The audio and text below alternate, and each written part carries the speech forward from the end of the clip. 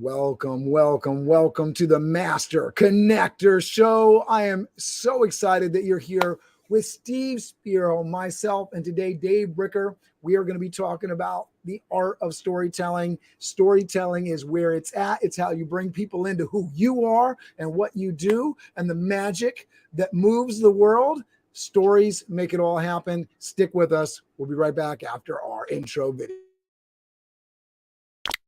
Steve Spiro, you're a mentor, you're a consultant, you're a business owner, but most importantly, you're a host of your own show and you're also a master connector.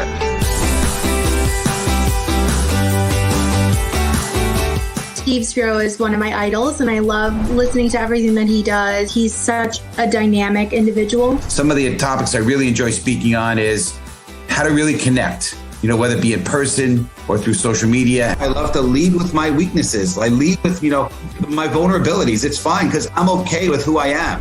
Number two is how to go from being inward focused, self-focused, into others focused. Being willing to give and go out there and look to serve. That will attract the right things.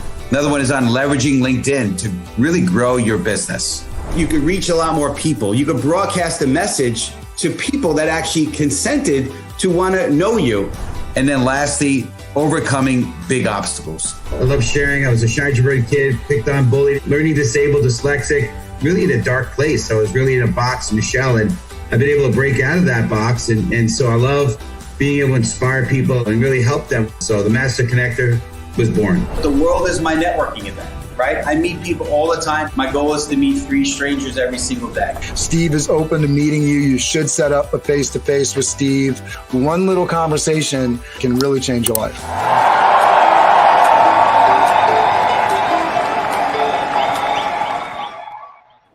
All right, get into the comments. Type ready if you're ready to hear this show, ready to hear this story. Steve will give you that cue as well. Let us know where you're tuning in from. Steve, cue us up here. Absolutely. Well, good stuff. Cameron, once again, appreciate all that you do, sir. It's been amazing. But so listen, connection is a real art, and it's actually a skill that can be crafted. And as I started my journey from networking to real connection, I discovered the power of storytelling, quite frankly. And people see themselves in your story. They learn better through stories. People are less defensive when they hear stories about someone else, right? If you want to teach somebody or tell them, you give them some advice. If you tell stories, I find it's a lot easier. And you could speak highly about yourself or your company or your services through giving testimonies or stories. And what I've learned is that everyone has a story to tell, and they want to be heard.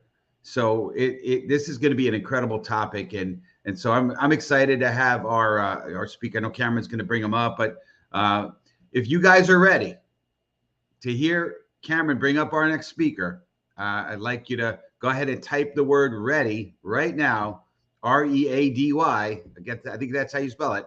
If you're ready to hear Cameron bring up the next speaker. So it's going to be awesome. So appreciate you, Cameron. I'll turn it over to you, sir. Absolutely. Dave Bricker. As a young man, Dave Bricker was inspired by the remarkable people he met in Miami's secret floating village. The sailboat anchorage, a quarter-mile offshore from Miami City Hall, attracted world travelers, squatters, and dreamers. All had remarkable stories to tell. By his senior year in college, he was living aboard his own tiny sailboat. Soon after graduation, he set sail for the Bahamas with a locker full of food and dreams and $40 in his pocket. His voyages took him up and down the Bahamas, up the east coast of the U.S. to Chesapeake Bay, and across the Atlantic to Gibraltar. He ran aground, dealt with mechanical breakdowns, got seasick more than once, slept in a volcano, survived powerful storms, and returned to the land of clocks and calendars with what he'd gone in search of, stories of his own. Today, as a speaker, trainer, and coach, Dave Bricker helps remarkable people tell remarkable stories through writing, speaking, graphic design, video, technology, and music. If you want to say it, share it, or sell it, bring him your story. He'll help you tell it. Please welcome to the show, the storytelling boss, Dave Bricker. Thank you, Cameron. You can read my intro any day. We appreciate you. Thank you. He's great, isn't he? I love having him on my show because just he always makes everyone sound so good. Make us look good, make us sound good. It's the power of storytelling. That's Absolutely. right. That's right. Go to it, Steve. Yes, sir. Well, good stuff. Well, listen, we're honored, and Dave, it was great to have you. You and I had some good conversations in the past, and I'm really excited to have you on the show here with us today. And as I said in my intro, right, it's stories are fascinating in there. And I think that we were talking about some of the movies, right? We're talking about how it looked like the movies are coming back again, and we were talking about the new Top Gun. My wife and I went to see Maverick, and it was a great show. But you know what? I think people see themselves again in stories. So you said you sailed thousands of solo miles, and you crossed the Atlantic on a wooden boat. What inspired you? What the heck inspired you to do that? Tell us a little bit about that, please. Well, after my first year of college, I came back to Miami kind of disillusioned, and I worked on an art project on Biscayne Bay. Some of you may remember the Cristo Surrounded Islands project, where Cristo, he did Valley Curtain, he did a bunch of big fabric installations.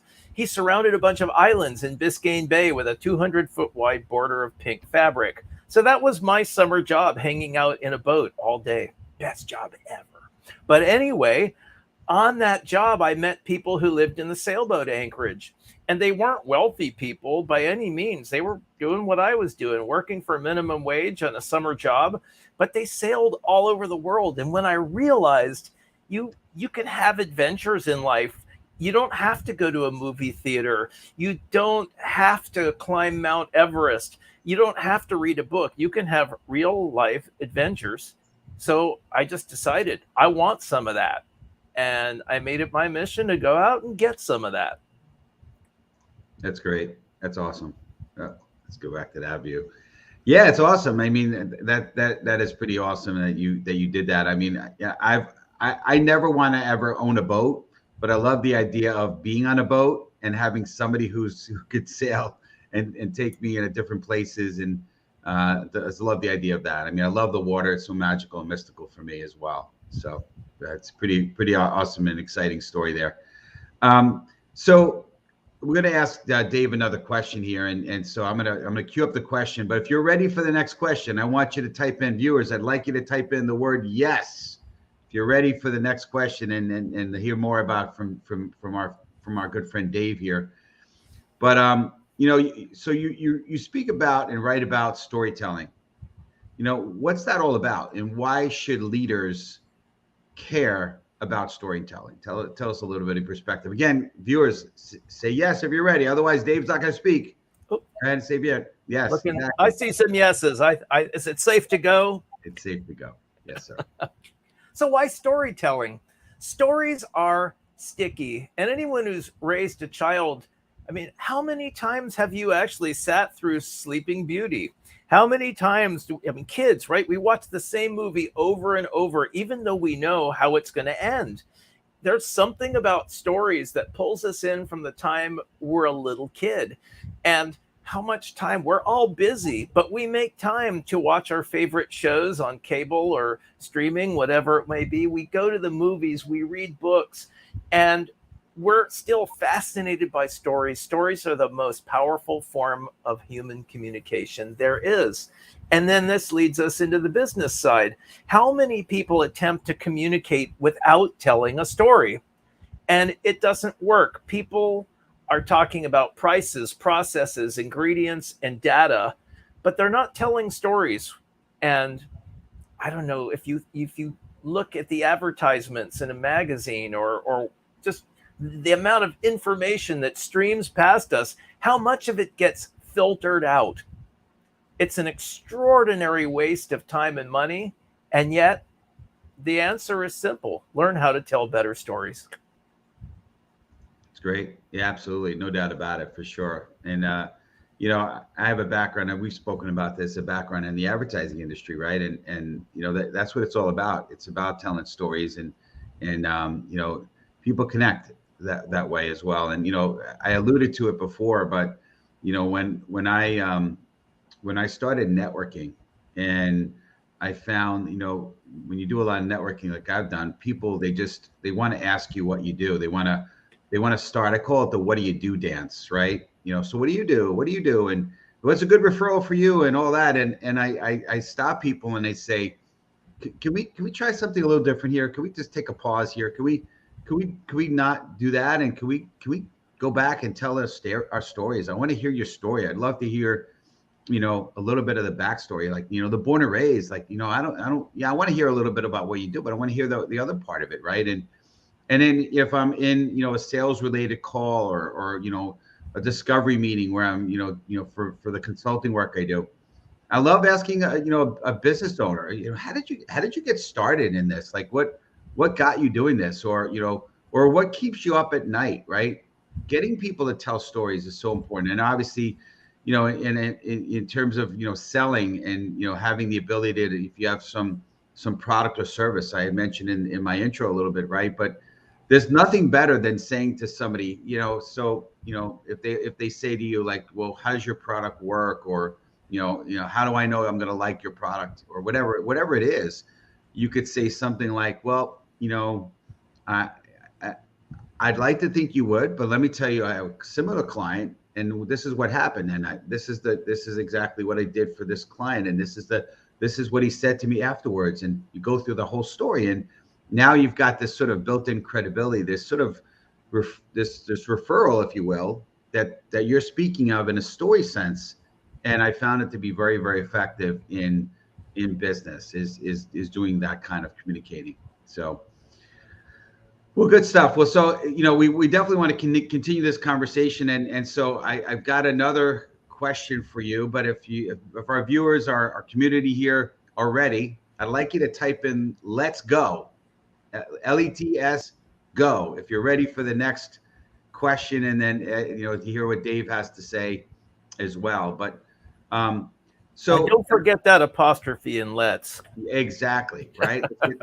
Good storytelling is important, right? Says the writer himself, right? Me, I'm learning disabled dyslexic, so that stuff doesn't work. I got to tell you, that's not the way hashtags work, but I'll let it go on this one. Yeah, exactly. If we're doing hashtag, it's true.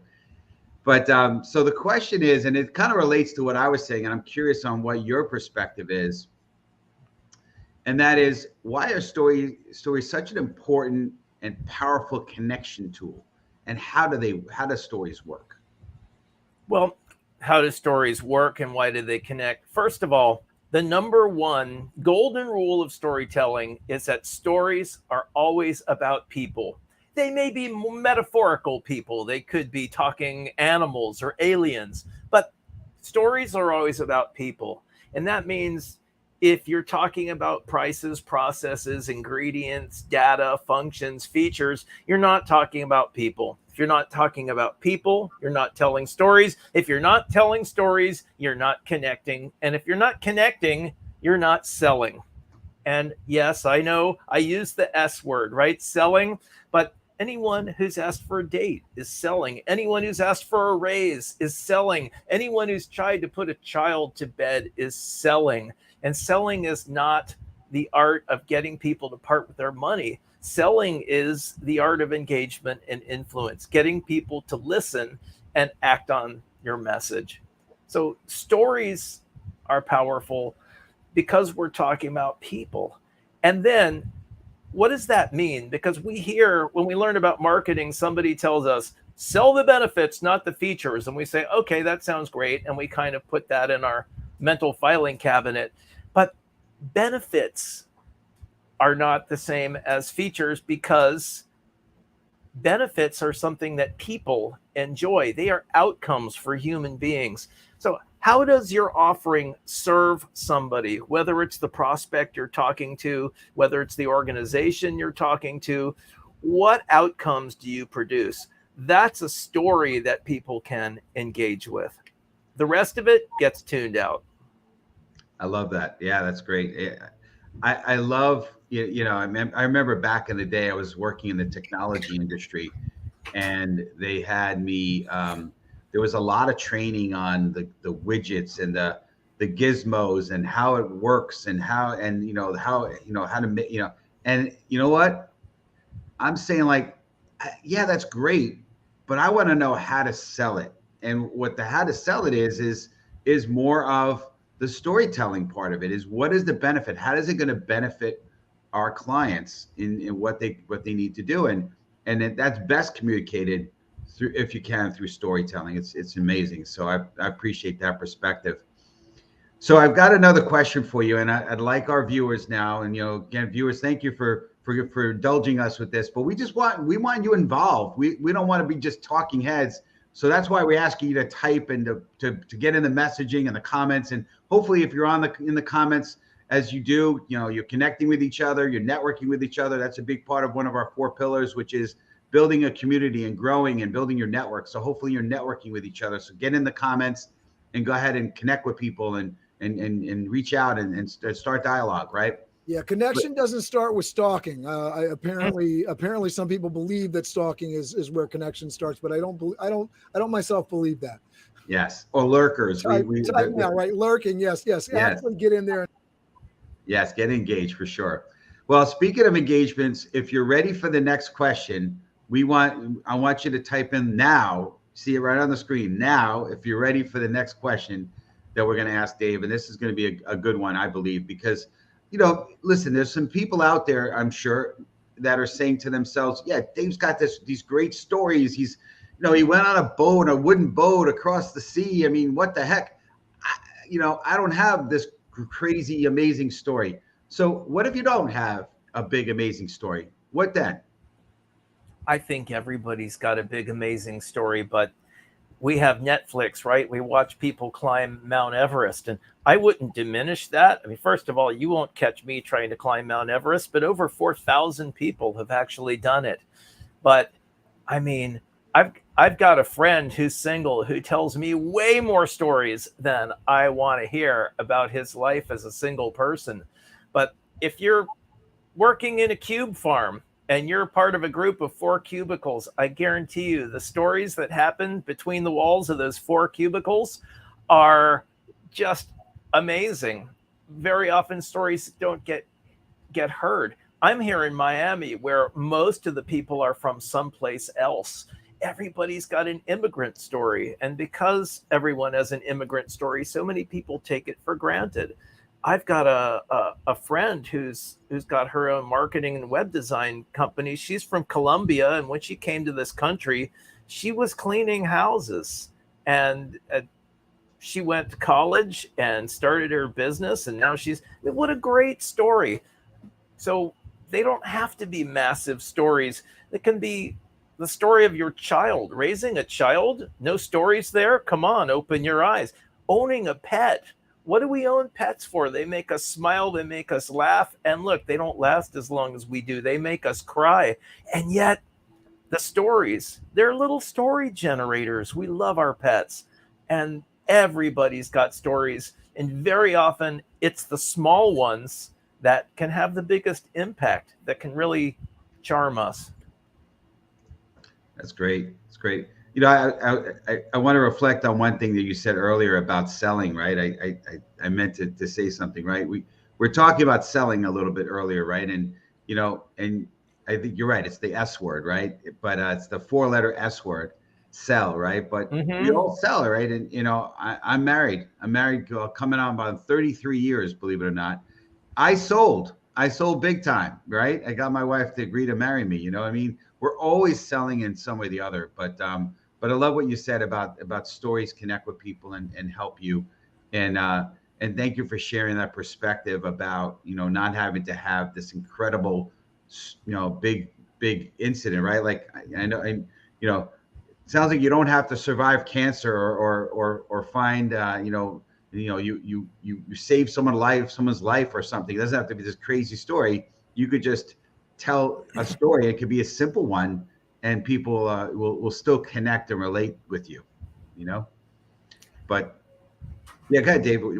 Did you have something? Yeah, I just think also it's a matter of expanding your own story. So if maybe the idea of sailing a wooden boat across the ocean is just outrageous to you, well, assuming sailing might be your thing, go take sailing lessons on a sunfish on the lake, or take a bicycle trip or hike a few miles on the Appalachian Trail or rent a kayak. It doesn't have to be anything that's worthy of making a documentary about. It just has to be something that challenges you a little bit, that gets you out of that comfort zone and out into the world to appreciate something different. And if you're doing it right, you're going to have the best and the worst experiences of your life doing that, because nobody ever had an adventure where everything went right. Absolutely, 100%. So that's great stuff. So we're ready for another question here, but I want the audience to shout out, write out, give me, if you're ready for the next one, right? Give me out there if you're excited about the next question that we're going to ask him. You know, so one of the big things that we're about on the show, and we're about, Cameron and I as people, are authenticity and being, you know, genuine and honest, and, you know, integrity and those are all, you know, big parts of how we live our life. And so the question is, does a story have to be 100% true? And where do you draw the line? I like to say, be a journeyist, not a journalist. What does that mean? If you're writing, I love that. Can you say that again? That's a mic dropper right now. Go ahead. Say it again, be please. a journeyist, not a journalist. And that means if your purpose in telling your story is to document the facts of what happened, then don't vary from those facts, because your purpose is different. But if your purpose in telling a story is to change the way somebody acts, thinks, or feels, then shape that story. And I'll give you an example. In my sailing memoir, there is a portion of the book where I'm in the northern Bahamas, in the Abacos, and I sail from island to island to island to island, and I talk briefly about what each of those islands is like. Now, in reality, I probably visited those different islands on 5 or 6 different sailing trips over the course of, I don't know, months or years. But why would I drag my reader through all of that anchoring and back and forth? It doesn't make any sense. I streamlined that story to give my reader a better experience. No facts were harmed in the making of that book. It really is there to serve the reader. And this is ultimately, I think, what we want to do, whether we're selling or whether we're storytelling. We want to serve our listener. And to me, that's really the nature of sales. Sales is service. That's great. Yeah, and I 100% agree with you, right? There's ways that you could speak truth, but also, you know, there's you want to make sure that you're not also going off on tangents. You don't want to bore people. In fact, you know, I have, and whether you guys agree with this or not, I've learned how to take my story, and I've actually have written it out, and then I looked at it, I practiced it, I wrote it again. I kind of, you know, and I started to, you know, streamline stuff, and I'm not changing history, so to speak, but I'm leaving out things that don't make sense, that don't really add value. So I know, Cameron, I don't know if you posted it yet, but we have a question for the audience, which is, have you had a chance to write out your story, yes or no? So that's a question for you guys to ponder. Just say yes or no if you wrote out your story, because it's a great, there you go. Thanks, Cameron. He's amazing.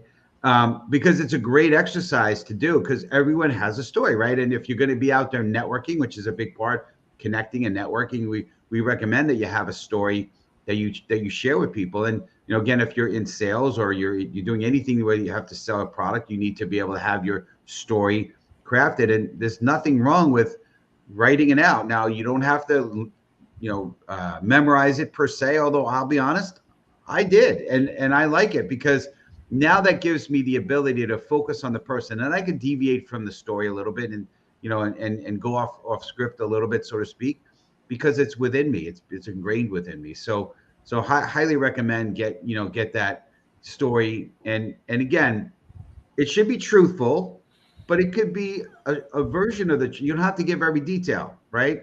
Sometimes I think people get too bogged down. I'm a detail oriented guy. I get a little too bogged down in detail.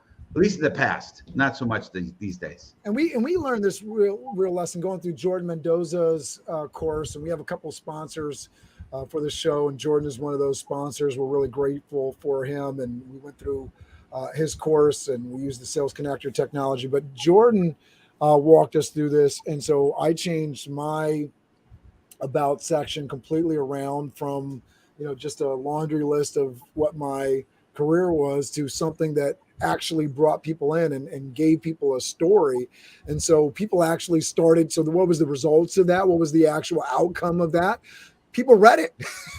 I mean, bottom line, if you want to have people interested in what you're doing, and I know I love, your line, Steve, around, you can choose to be interesting or interested, but I think if you're going to be interested in the people that are reading your stuff, you have to look at it from a point of view of, is this interesting to me? And so if it's not interesting to you, it's probably not interesting to anybody else. So make it interesting. Absolutely. Well, I appreciate you giving me credit on that one. I don't know if I came up with that one. You might have, Cameron, yourself, but thank you for giving me credit on that one. It's very interesting what Cameron brings up, and I know, Steve, you're big on networking, and this untold story about networking events is that everybody comes to sell and nobody comes to buy. Very few people go to a networking event thinking, wow, I hope I connect with a realtor or a financial analyst. Everybody's in this room selling. And so they ask, what do you do? And it's really a self-serving question, right? What do you do means, do you offer something that I need, or do you do something that what my offering dovetails with? No, well, nice meeting you, move on. And you move around the room, and it's kind of this maze of people trying to find their matches in terms of doing business. But when you change the question, when you ask the question so that you get a value statement, what do you care about?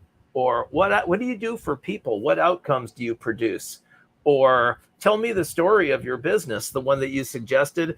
All of a sudden you get engaging conversations, and you might not sell anything to that person except your authenticity and your credibility. And the next thing you know, somebody says, okay, Dave, you don't need a financial analyst or a realtor, but I know somebody who really needs some storytelling help. Let me give you the name of my friend. It's showing interest in that authentic story that brings out the authentic business connections, whether they're direct or indirect. That's a great point. Yeah. I heard it said, I remember it's a story, I'll tell a story here, right? Of a gentleman who was walking through a construction site, and he walked up to one gentleman. He saw him, and he was doing some task, and he said, sir, can I ask you a question? What are you doing? He's like, well, I'm laying bricks down. And then he walked to another fellow who's doing almost the same exact task. And he said, well, I'm putting a wall up. And then he went over to the last fellow, same exact task. And he said, well, I'm helping to build a cathedral. And so it's a matter of perspective, right? It could be the exact same task or business or profession, but what is it that you're ultimately doing, right? And so when people do ask you what you do, hopefully you have some kind of story that makes them maybe intrigued. That's why I came up with, the master connector here, right? Because, it's intriguing, and it captures a lot of what I'm about versus what I do, right? And so if someone was to ask me at a cocktail party, so what do you do? I said, well, I actually involved in several businesses. I started my first company at a college in advertising. I did that for a lot of years, transitioned into technology, now consulting. I actually had a karate studio for a while. I do some speaking. I have a LinkedIn live broadcast. I do a lot of things. How about yourself? What do you do? Now, when you say something like that, I mean, most people are like, wow, okay. And I'm not trying to wow them, but I'm trying to get the focus off of a task that I do and maybe give them a better feel for what I'm about. And that's when you start to get into where you start connecting with people better through that story a little bit, right? So anyway, for what that's worth, but we got another question queued up here for you.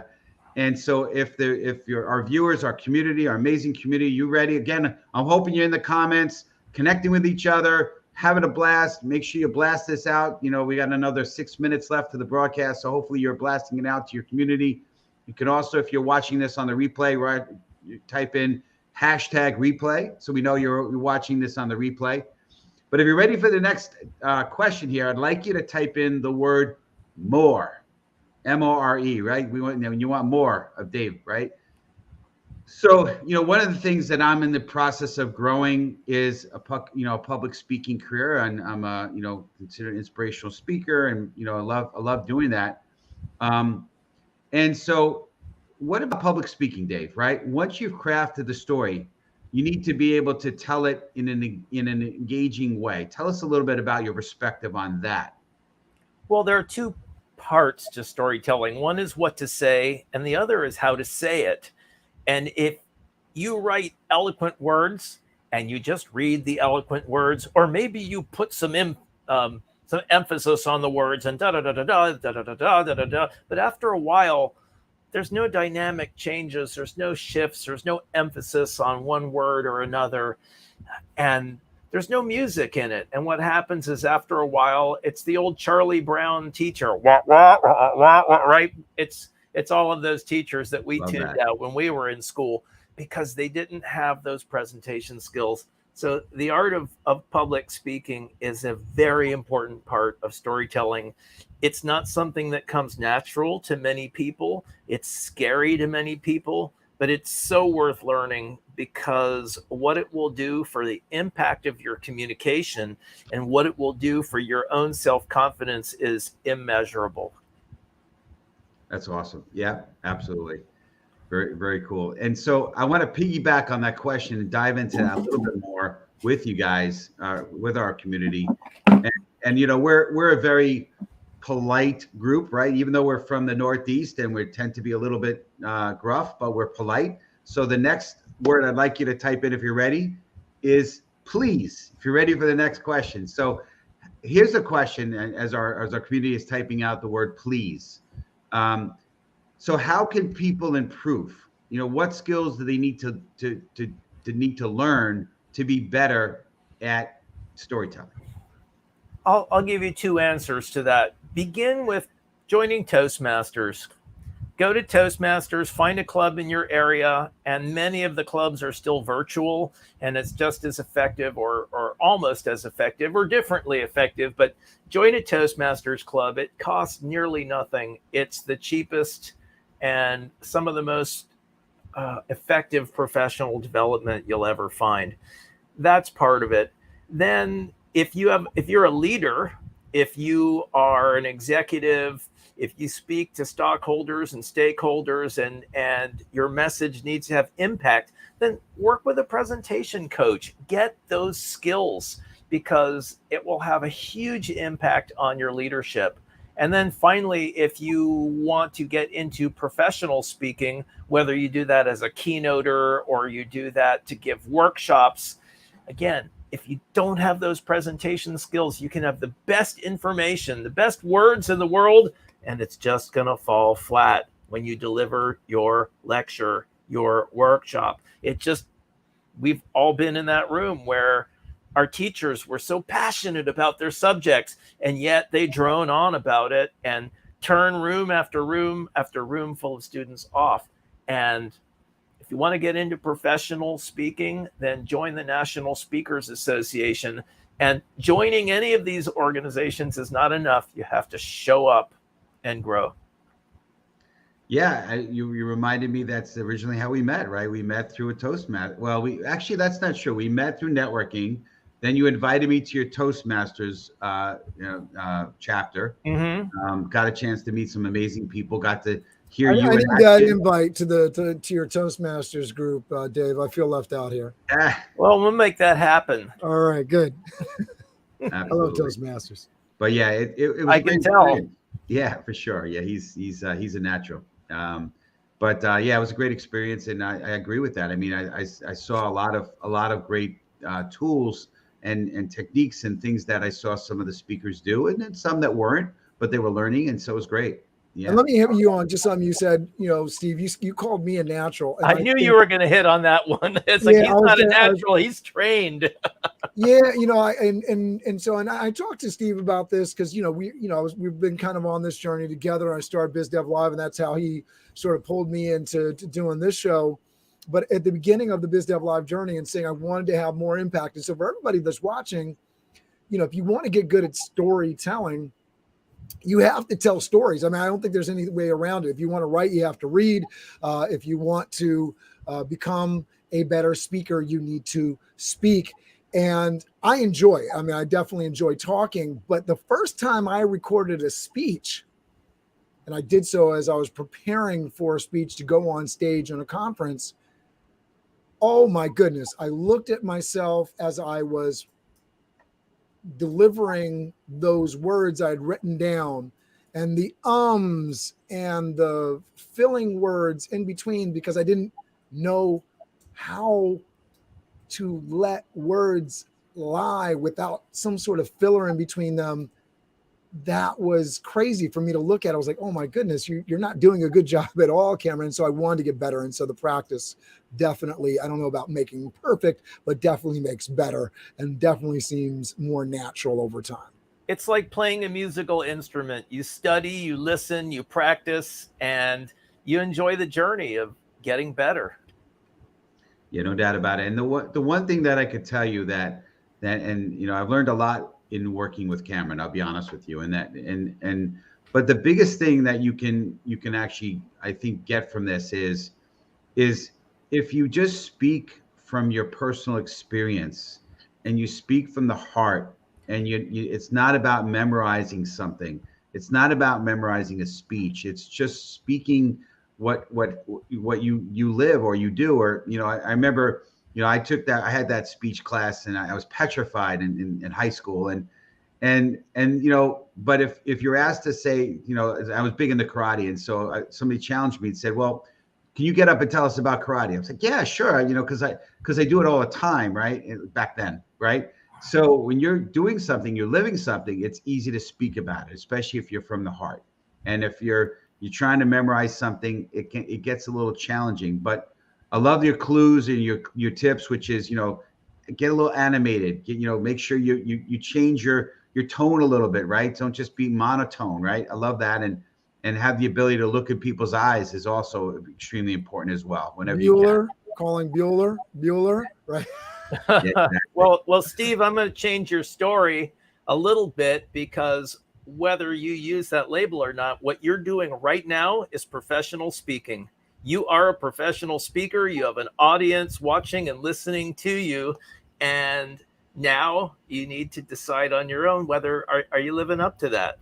What do you need to do to engage that audience, serve that audience even more? I'm not saying you're not doing a great job. I'm just saying what you're doing is professional speaking. Sure. And so many of us who are teachers or lawyers or salespeople, so many of us speak as part of the way we make our living. I taught in a university classroom for 14 years, and nobody tapped me on the shoulder and said, guess what, Dave? You're a professional speaker. Go get those skills. Yeah. Or you're ripping off your students. We've talked about that so often on the show, that it's such a blessing when somebody, sort of taps you on the shoulder, as you say, to let you know that you have a talent or a gift. So for everybody that's watching today, if there's somebody that you have in your life that you've seen today or yesterday that did something amazing, don't forget to let them know. It's such a blessing and a gift to do that. Absolutely. Well, we're wrapping up here. We're already over. We always try to get it done by 1:30, and we have so much fun. We do always have fun. So make sure you connect with Dave. Dave, we got a link. I don't know, Cameron, if you're able to put it in. I put it in. Yep. So there's a free download that you can get for Dave. Connect with Dave. Dave, can you just give us real quick how you'd like them, the audience, our viewers, our community, to reach you, please? You can get me at storysailing.com, storysailing.com, and all of my contact information is there, and happy to reach out and connect with fellow storytellers. It's awesome. Well, we appreciate you being on here. You have definitely brought the juice with you. We appreciate it. It's awesome. So But yeah, we're gonna end up the story, right? The end the show with like we always do. And just remember, listen, go out and tell your story. Go share your story, right? And we all have our challenges, right? But in those challenges, in the tests that we have in life is our testimony, right? And so don't forget that there's people that need to be inspired, and your story will inspire them. Whatever you're going through, whether it's good or bad, will inspire people. So, but we appreciate you. So yeah, let's be the light this week, as we always are, and we're gonna end it with like we always do. So Dave, we end it with a countdown, and then we yell out "crush it," and our community will also type in the word "crush it" as well. So we're gonna go ahead and do that right now. So ready? And Diane Spiro is the crush it mama. I love that, Diane. There it is. She is ready. 5, 4, 3, 2, 1.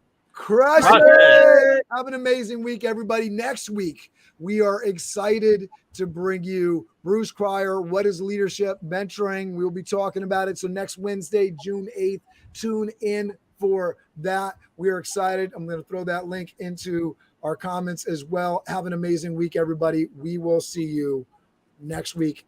Same bat time, same bat channel.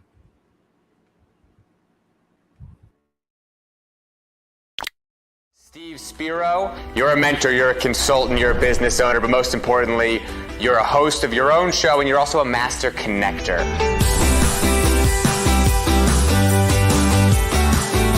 Steve Spiro is one of my idols, and I love listening to everything that he does. He's such a dynamic individual. Some of the topics I really enjoy speaking on is how to really connect, whether it be in person or through social media. I love to lead with my weaknesses. I lead with, my vulnerabilities. It's fine because I'm okay with who I am.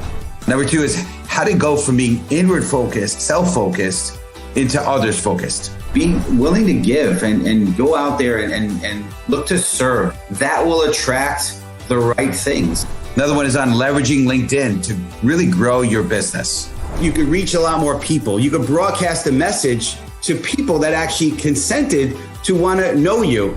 And then lastly, overcoming big obstacles. I love sharing. I was a shy, introverted kid, picked on, bullied, learning disabled, dyslexic, really in a dark place. I was really in a box, in a shell, and I've been able to break out of that box. And so I love being able to inspire people and really help them. So the Master Connector was born. The world is my networking event, right? I meet people all the time. My goal is to meet 3 strangers every single day. Steve is open to meeting you. You should set up a face-to-face with Steve.